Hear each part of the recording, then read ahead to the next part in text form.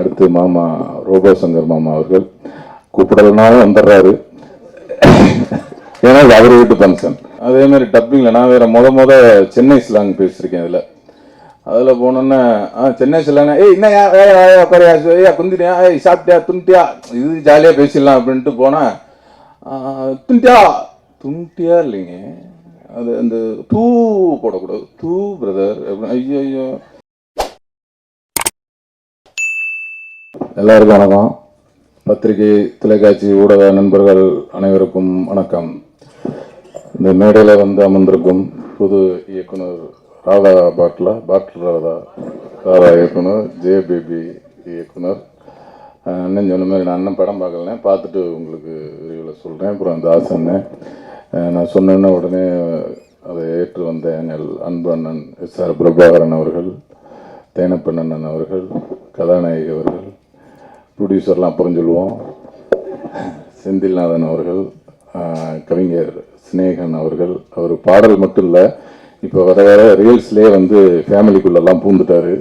எங்கள் வீட்டில் என் ஒய்ஃபு, பையன் எல்லாம் அவங்க ரீல்ஸ் தான் பார்த்துக்கிட்டே இருக்கிறாங்க. அந்த அளவுக்கு வந்து ஃபேமிலியோட ரொம்ப நெருக்கமாக இருக்குது. அவங்க போடுற ரீல்ஸும் ஒன்றுமே ஒரு கவித்துவமாகவும் ஒரு நல்ல கண்டென்ட்டாகவே தேர்ந்தெடுத்து போடுறாங்க. சூப்பர், வாழ்த்துக்கள். அடுத்து மாமா ரோபோ சங்கர் மாமா அவர்கள் கூப்பிடலனாலும் வந்துடுறாரு. ஏன்னா இது அவர் வீட்டு ஃபங்க்ஷன். அதனால் மாமா அவர்களுக்கு வாழ்த்துக்கள். அப்புறம் வந்து நம்ம கோவில் பங்காளி, இந்த நேரத்தில் வந்து நம்ம தாம் பங்காளி, கோவில் பங்காளி, அவங்க வந்து இந்த படத்தில் நான் நடிக்கிறதுக்கு அவங்க வந்து ஒரு முக்கியமான காரணம். ஏன்னா இந்த படத்தில் வந்து முதல்ல பிள்ளையார் சொல்லி போட்டதே அவங்க வீட்டில் தான். சுந்தர் பங்காளி வந்து இதுமாரி உடனே வாங்க ஒரு சும்மா பேசுவோம் அப்படின்னு சொல்லி கூப்பிட்டாங்க. அங்கே போனால் அவங்க 3 பேர் இருந்தாங்க. என்ன பேசுவாங்க, எங்கேயாவது பர்த்டே பார்ட்டி இப்படி ஏதாவது பேசி ஃப்ரீயாக இருக்கலான்னு கேட்பாங்கன்ட்டு பார்த்தா இந்த ஒரு படம் எடுக்கலான் இருக்கான். என்ன கருணாசனை நடிக்கிறாரு, கொஞ்சம் கதையை கேட்குறீங்க, அட என்ன உடனே கேட்போம் அப்படின்னா உடனே டைரக்டருக்கு ஃபோன் பண்ணி கூப்பிட்டாங்க. அடுத்த நாளே இந்த கதையை கேட்டோம். அதனால் அந்த படம் வந்து உருவானதே தாம் பங்காளி வீட்டில் தான். அதுக்கப்புறம் வந்து டைரக்டர் வந்தார், கதை சொன்னார், ரொம்ப பிடிச்சி போச்சு. அப்புறம்தான் வந்து ப்ரொடியூசரே நான் மீட் பண்ணோம். எல்லோரும் சொன்ன மாதிரி ப்ரொடியூசர் சிவா கலரி அவர்கள் வந்து அண்ணன் சொன்ன மாதிரி உண்மையிலே ஒரு வெளுத்த தாய்ப்பால் தான். ஏன்னா ரொம்ப ஒரு வாக்கு கொடுத்தா அதை காப்பாற்றணும் அப்படின்னு நினைக்கிறதுல ரொம்ப மெனக்கெடுவார். அந்த மாதிரி ஒரு நல்ல கதையை பண்ணணும், ஒரு காசுங்கிறது முக்கியம் இல்லை, நம்ம ஒரு ஸ்டாண்டர்டாக ஒரு நல்ல படம் பண்ணணும் அப்படின்னு நினைக்கிற ஒரு தயாரிப்பாளர். அந்த அளவுக்கு ஒரு நல்ல கதையாக செலக்ட் பண்ணி அதுக்கான கதாபாத்திரங்களுக்கு நல்ல ஆர்டிஸ்ட்டை செலக்ட் பண்ணி சிறப்பாக ஒரு டைரக்டரையும் அறிமுகப்படுத்தி இன்னைக்கு இந்த ஒரு மேடையில் எல்லாரும் உட்காந்துருக்கோம்னா அதுக்கு வந்து சிவா கலரி அவர்கள் ரொம்ப முக்கியமான காரணம். அவர் இதேமாரி நல்ல படங்கள்லாம் நடிக்கணும், அதில் நாங்கள்லாம் நடிக்கணும்னு ஆசைப்பட்றோம். அப்புறம் இந்த படத்தோட இயக்குனர் மைக்கேல் அவர்கள். ஏன்னா நான் நிறையா வந்து புதுமுக இயக்குநர்களோட வேலை பார்த்துருக்கேன். நான் வேலை பார்த்த புதுமுக இயக்குனர் எல்லாமே இன்னைக்கு கொஞ்சம் ஒரு பெரிய டைரக்டராக இருக்கிறாங்க. அந்த வகையில் இவரும் ஒரு பெரிய டைரக்டராக வருவார். ஏன்னா எல்லாருமே நான் ஒரு பசங்களாக இருக்கட்டும், கலவாணியாக இருக்கட்டும், நிறைய படங்களில் வந்து எல்லாமே அவங்களோட வாழ்க்கையிலேருந்து சில விஷயங்களை, அவங்க அனுபவப்பட்ட விஷயங்களை வந்து இந்த படத்தில் வந்து அந்த ஹீரோ மேலே சொல்லியிருப்பாங்க. அது மாதிரி இதுலேயும் நம்ம மைக்கேல் பிரதர் வந்து அவர் வாழ்க்கையில் நடந்த இந்த இன்சிடெண்ட்டை வந்து இந்த ஹீரோ கதாபாத்திரத்து மேலே அந்த ஃபேமிலி இன்சிடெண்ட்லாம் நிறைய விஷயங்கள் அவர் லைஃப்பில் நடந்ததை சொல்லியிருக்கிறாரு. அதனால் அதில் கொஞ்சம் வந்து ஒரு உயிர் இருக்கும், ஜீவன் இருக்கும், நம்ம பார்க்கும்போதும் நமக்கு அந்த இது உணர முடியும். அதனால் வந்து அவர் இனிமேல் வந்து ஒரு பெரிய நல்ல டைரக்டருங்கிற ஒரு இடத்துக்கு கண்டிப்பாக வந்துடுவார். நிறைய படங்கள் பண்ணணும்.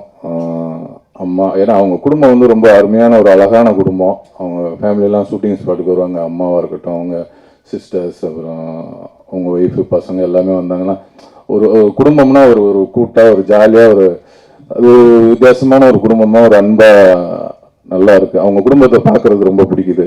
நல்ல அருமையான குடும்பம். இந்த குடும்பம் ரொம்ப வந்து சந்தோஷமாக இருக்கணும்னு இந்த நேரத்தில் இறைவனை வேண்டிக்கிறேன். அப்புறம் அந்த படத்தோட இசையமைப்பாளர் ரகுநந்தன் அண்ணன் அவர்கள். இது 4வது படம் எங்களுக்கு. அவர் சொன்ன மாதிரி இந்த 4 படமே 4 டிஃப்ரெண்ட்டாக இருக்கும். பாடல்களும் ரொம்ப அருமையாக அவர் மெலோடிகள் போட்டிருக்காங்க. இந்த படமும் ஒரு வெற்றி பட வரிசையில் அவருக்கும் எனக்கும் அமையணும்னு நம்புகிறோம்.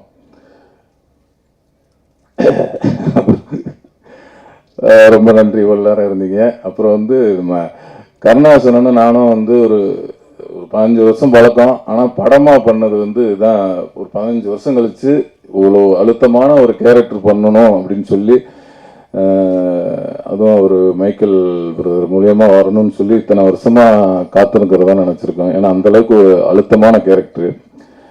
ரொம்ப அண்ணனும் ரொம்ப ரொம்ப எங்களுக்கு ஒரு ஃபஸ்ட்டு ஒரு நாள் 2 நாள் கொஞ்சம் அதை பிடிக்கிறதுக்கு ஒரு மாதிரி எனக்கு கொஞ்சம் இதாக இருந்தது. அப்புறம் 2-3 நாள் ஷூட்டிங் அதுக்கப்புறம் தான் அந்த கேரக்டருக்குள்ளே போக முடிஞ்சுது. ஃபஸ்ட் நாள் பார்த்தீங்கன்னா நம்ம திருநெல்வேலியில் ஆம்புலன்ஸில் உட்கார வச்சிட்டாங்க. எனக்கு தான் க்ளோஸ் வைக்கிறாரு. கருணாசன் ரெடி ஆகிட்டு இருக்கிறாரு. எனக்கு ஃபஸ்ட்டு வந்து கேமரா வச்சுட்டாங்க. வச்சோன்னே ஓகே இங்கிட்டு பாருங்க, இப்போ தான் இங்கிட்டு பாருங்கள், இதுதான் இப்போ ஒரு அண்ணன் இதை பேசிகிட்டு இருக்காங்க. அப்படியா அப்படின்ட்டு நான் வழக்கம் போல் நம்ம நடிப்பை கொட்டணும். உடனே அப்படி இல்லை, லைட்டாக பாருங்கள், கண்ணை சுமிட்டாதீங்க, கண்ணை இங்கிட்டு பாருங்கன்னாரு. ஐயோ அப்படின்ட்டு ஒரு 6-7 டேக் ஆச்சு. அப்புறம் கஷ்டப்பட்டு ஓகே பண்ணியாச்சு. அப்புறம் அடுத்து அண்ணன் வந்தார், கருணாசன், ஃபுல் மேக்கப்போட எல்லாம் போட்டு என்னப்பா ரெடியா அப்படின்னாரு. எனக்கா உள்ளுக்குள்ள சிரிப்பு. சரி வாங்க அப்படின்ட்டு இங்கிட்டு வச்சாங்க கேமரா.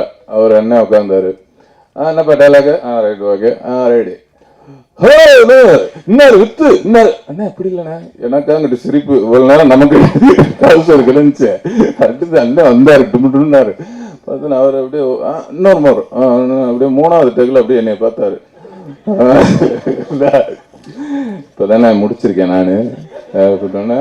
அப்புறம் அவர் வேற 6-7 டேக் போனோம். என்னப்பா அது ரொம்ப இதாக இருக்காப்புல, நல்லா தானே பண்ணுறேன், என்ன ரொம்ப அப்படின்ற. அப்புறம் போக நல்லா வரணும். ஆனால் நல்லாத்தான் பண்ணுறேன்னு சொல்கிற மாதிரி பண்ணால் நல்லாத்தான் வரும், நமக்கு வர்றதானே தம்பி நம்ம பண்ண முடியும் இல்லை அப்படின்னாரு. இல்லைண்ணே நல்லா தானே இருக்குது, பண்ணால் கொஞ்சம் நல்லா இருக்கும்ன்ட்டு. அப்புறம் அவரும் 2 நாளைக்கு அப்புறம் இந்த 2 நாள் இந்த ஒரு மாதிரி கஷ்டம் இருந்தது. அதுக்கப்புறம் 3ஆவது நாள்லேருந்து அந்த டைரக்டர் என்ன நினைப்பாருன்னு எனக்கும் புரிஞ்சிருச்சு, அண்ணனுக்கும் புரிஞ்சிருச்சு. ரெடின்ட்டு அதுக்கப்புறம் டக்குன்னு போயிடுச்சு. அதெல்லாம் முடிஞ்சதுக்கப்புறம் அப்புறம் டப்பிங் பேசினாங்க. டப்பிங்கில் இப்போ கரெக்டாக என்னை தான் ஃபஸ்ட்டு கூப்பிட்டாங்க. அதேமாதிரி டப்பிங்கில் நான் வேறு முத சென்னை ஸ்லாங் பேசியிருக்கேன். அதில் போனோன்னே சென்னை ஸ்லாங், என்னையா குறையா ஏயா குந்தினியா, சாப்பிட்டியா துண்டியா, இது ஜாலியாக பேசிடலாம் அப்படின்ட்டு போனால் துண்டியா இல்லைங்க, அது அந்த தூ போடக்கூடாது, தூ பிரதர் அப்படின்னு. ஐயோ என்ன பண்ற, இன்னா இல்ல அப்படின்னா. ஐயோ தான் நாவா. அதை கஷ்டப்பட்டு முடிச்சு டப்பிங் ஒரு 4-5 நாள், ஒரு வாரம் போச்சு, முடிச்சிட்டேன். அண்ணன் கரெக்டா அடுத்து அண்ணன் கருணாசன் நைட்டு போன, என்னப்பா தம்பி டப்பிங்லாம் முடிச்சியா? முடிச்சிட்டனே, உங்களுக்கு நாளைக்கு. எனக்கு உள்ளுக்குள்ள சிரிப்பு. என்ன தம்பி சிரிக்கிற? இல்லைண்ணே ஒன்றும் இல்லை, நாளைக்கானே. சரி போயிட்டு வாங்க. தம்பி நீ நினைக்கிற மாதிரி இல்லை, நான் ட்ராக் வாய்ஸ் பேசிய கேட்டு விட்டேன். போனல அந்த பேசுனதை பார்த்து பேசி விட்டுருவேன் அப்படின்ட்டு அண்ணன் ஒரு ஐடியா பண்ணி இப்போ ஃபர்ஸ்ட்டு பேச வச்சுக்க சொல்லிட்டாரு டைரக்டரை. அதுக்கப்புறம் ஈஸியாக போய் அவர் அண்ணன் பேசி விட்டாரு. அதுதான் அந்த அனுபவங்கிறது. காக்கி அவரும் காக்கி போட்டிருக்காரு.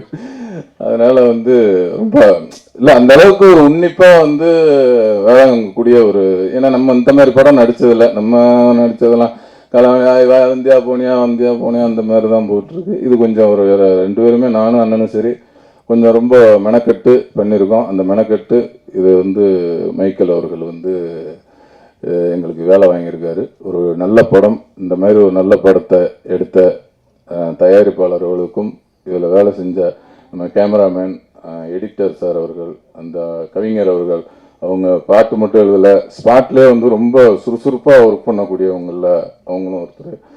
அதனால் இந்த படத்தில் வேலை செஞ்ச அனைத்து டெக்னீஷியர்கள், அனைத்து உதவி இயக்குநர்கள் எல்லாத்துக்கும் இந்த நேரத்தில் நன்றி சொல்லிக்கிறேன். அதேமாதிரி மேனேஜர் வெங்கட் அண்ணன், கண்ணன் அண்ணன் எல்லாருமே ரொம்ப சப்போர்ட்டிவாக இருந்தாங்க. எல்லாருக்கும் இந்த நேரத்தில் நன்றி சொல்லிக்கிறேன். யாரையும் விட்டு போயிருந்தால் கூட மன்னிச்சுக்கோங்க. இந்த படத்தை நல்லபடியாக மக்கள்கிட்ட கொண்டு போய் சேர்த்து நல்லபடியாக எழுதணும் உங்கள் எல்லாத்தையும் வேண்டிக்கிறேன். நன்றி, வணக்கம்.